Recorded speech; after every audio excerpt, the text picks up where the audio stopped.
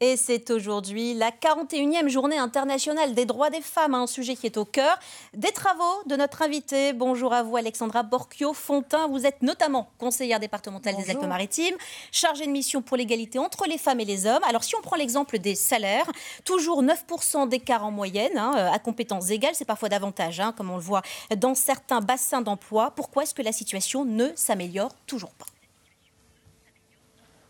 Alors je vous rappelle que c'est une obligation pour les entreprises d'appliquer cette égalité salariale entre les hommes et les femmes sous peine de sanctions. Hier, le Premier ministre a fait des annonces fortes pour justement sanctionner tous les...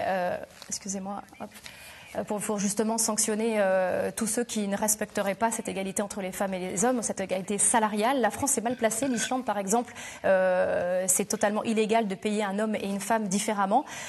Donc pourquoi ces inégalités ? Parce qu'il y a des stéréotypes. Quand on démarre une carrière, les femmes subissent des préjugés, la maternité, ensuite l'aménagement d'horaires, le temps partiel.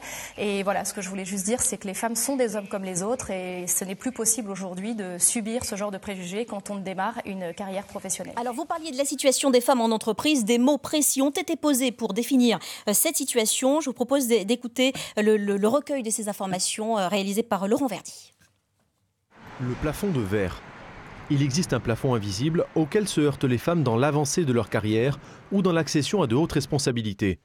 C'est un peu comme voir le sommet sans jamais l'atteindre. Plus le poste dans une entreprise est important, moins il aura de chances d'être occupé par une femme. Un chiffre. Moins de 8% des femmes sont présentes dans les conseils d'administration des entreprises du CAC 40. La falaise de verre. Ou comment confier un poste à risque dont les hommes ne veulent pas à une femme. C'est un peu comme être sur un balcon de verre, adossé à une falaise. Après un choc dans une entreprise ou un krach boursier par exemple, on attend d'une dirigeante qu'elle prenne des responsabilités. Le plancher collant. Comme coller à un poste. Dans l'entreprise, les femmes restent plus longtemps attachées à un emploi que les hommes. Elles ont moins la possibilité de faire carrière et ça se joue dès le dépôt du premier CV. Une femme a un tiers de chance de moins qu'un homme d'être conviée à un entretien d'embauche pour un poste entraînant une promotion fonctionnelle, c'est-à-dire qui n'est pas décidée par un supérieur. Entre le plafond, le plancher et la falaise, la situation des femmes dans le monde du travail reste fragile comme du verre. Alexandra Borchio-Fontin. Alors c'est une chose de poser les mots. Maintenant, il faut régler les problèmes et on voit que c'est pas facile. Et on peut pas dire que les responsables politiques montrent l'exemple. Si on prend l'exemple de la CASA, la communauté d'agglo de Sophia Antipolis Antibes, sur les 25 vice-présidents, 2 seulement sont des femmes. Ce que vous avez constaté, c'est que là où il n'y a pas de quota, il n'y a pas d'égalité.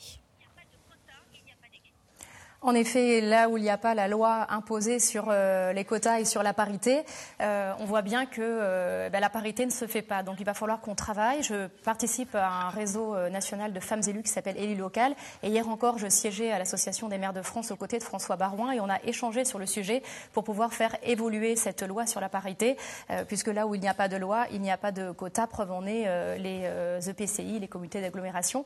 Donc on espère pour 2020 pouvoir porter un projet au gouvernement et de pouvoir faire une proposition de loi pour pouvoir étendre ce dispositif de la parité, cet exécutif paritaire qui est vraiment plus que nécessaire.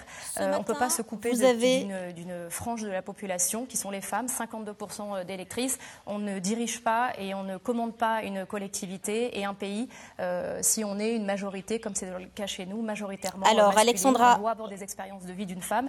Et si l'Assemblée nationale avait été à 60% de femmes, comme c'est le cas inverse aujourd'hui, je pense que par exemple des sujets comme les violences faites aux femmes auraient été une priorité bien Merci beaucoup Alexandra Borchio-Fontin. Et je précise que ce matin, vous avez signé le schéma départemental de lutte contre les violences faites aux femmes.